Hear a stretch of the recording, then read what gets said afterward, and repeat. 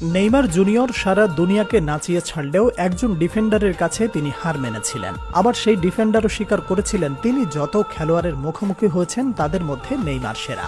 Neymar এ পর্যন্ত এই ডিফেন্ডারের বিপক্ষে করতে পারেননি কোনো সিঙ্গেল গোল ও অ্যাসিস্ট।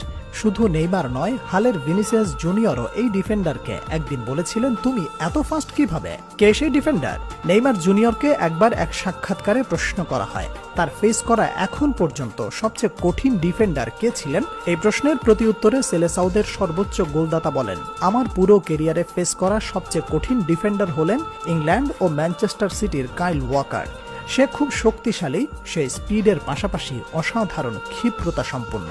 পুরো ক্যারিয়ার জুড়ে নেইমার দা সিলভা সান্তোস জুনিয়রের কারিশমাটিক ড্রিবলিংয়ে যেখানে বারবার পরাস্ত হয়ে যেতেন ডিফেন্ডাররা, তাকে ব্লক করার জন্য করতে হতো স্লাইডিং সহ রাফ ট্যাকেল।